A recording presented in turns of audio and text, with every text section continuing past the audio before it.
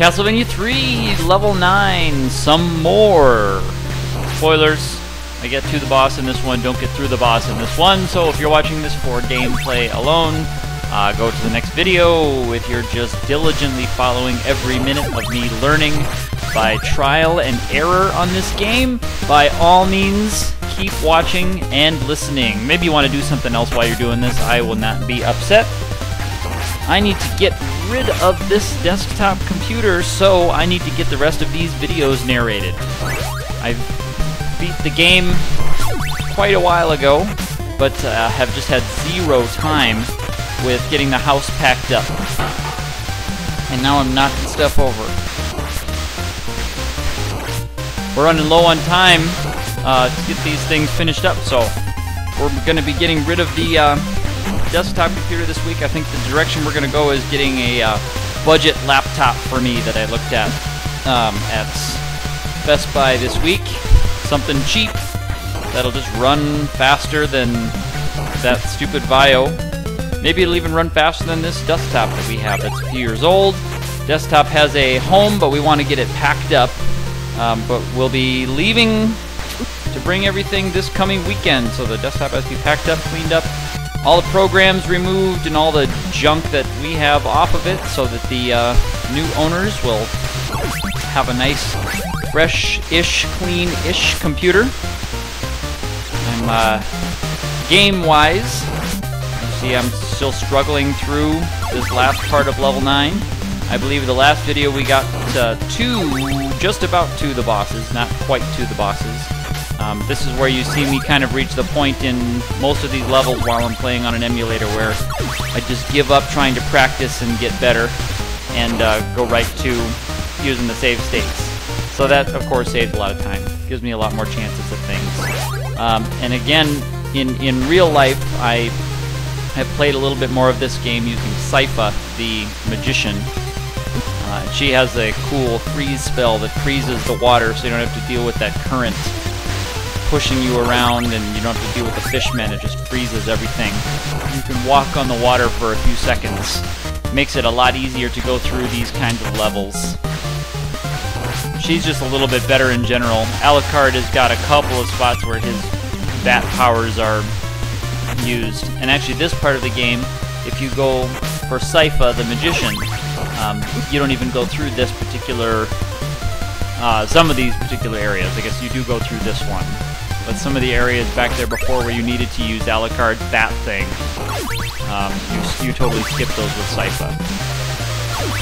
So I wish I always had new game content to be showing you, but because I've committed to every minute of me playing being on the internet for some crazy reason, here we are, still chatting.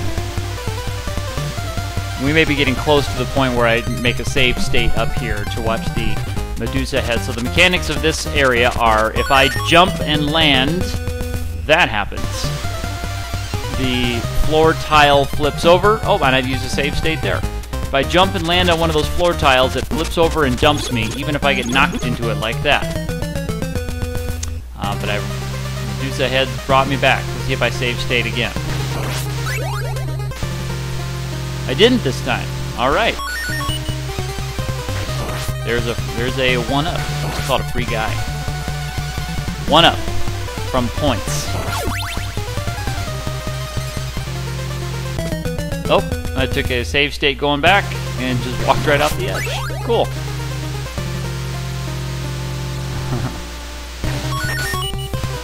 There's that 1-up that I just got before. The same 1-up. This becomes tedious going through this level, working through it. That's why I just got so sick of practicing on this.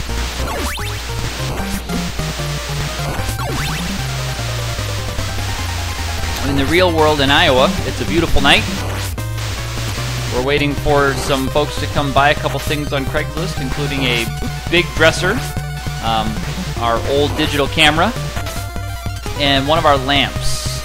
And then in the next couple of nights, we have an appointment with the consignment store to drop off a whole bunch more stuff, including, oh, that was cheap. Knocked in by the crows. Too bad. Whatever. So we have our consignment appointment to drop off a bunch more things. We've got a few more Craigslist sales happening this week that we're getting ready for. But after a couple of dumpings here of stuff, we're going to be ready for our move out on Saturday. Things at school for me have just slowed down. Things at work, we finished hosting a big event on Saturday. We had a concert last night as of this recording. I guess that would be Monday, May 6th, 2013 would have been the night of the concert, just to document for posterity's sake. Years from now I can hear this and go, there's the date of my last concert at my current position. So that means things have slowed down a lot for me, and I'll have a little bit more time to concentrate on getting ready for the next stage. Normally this time of the year when you're coming back, there I pause and make a save state. And I believe this is the last save state we make here to the end of this video. I keep going back to that same one. So getting knocked into that hazard makes it flip, and you fall. And you see I'm practicing my... without that water, the music's so nice. So here's where I'm practicing getting better at this mechanic, because I haven't gotten bored with practicing like I got bored with practicing that water level down there. But if you jump quickly enough off of those platforms, you can get out of it. Jumping quickly off the platforms. Look at that. Over the platforms. So Chief Knock. Now we get to the boss, which is... check it out. It's a Shadow Self. In this case, an Evil Trevor. He has the same weapon that I do, the Boomerang Cross. He also has the whip. Can I make it back to Shadow Trevor? And I... right here, I'm holding the turbo jump button. Look at that. There's another just dumb choice. You can't hurry in this game like you can in so many other games. So I only have one hit left on me by the time I get to Trevor, because it seems like at this point in the game, every hit takes a quarter of your health. From anything. Medusa heads, yep, quarter of your health. Look at that.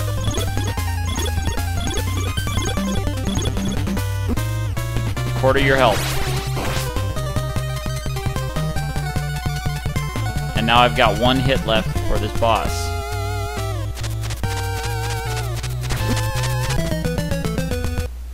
So your Shadow Self is supposed to be equal in power to you, except for the power to kill you with a touch, to hurt you with a touch, which gives him, of course, a huge gameplay advantage. Can I escape that one? Oh, just slightly faster than me walking. Well, at least I have 2 hits in me this time. And I assumed at this time, and I don't know if I actually try it on this video, that you get a Shadow Alucard if you're using the other character. Here I am just trying to figure out what his thing is. So you watch just him whipping the air and me trying to get to a place where I can... Look at that! Nice move, and then take the hit there. That was a good fight until I took that hit from the boomerang I didn't need to. I don't know if you can whip his boomerang and destroy it in the air or not. Trying to find safe places up here, but it didn't happen. Alright, back to Medusas.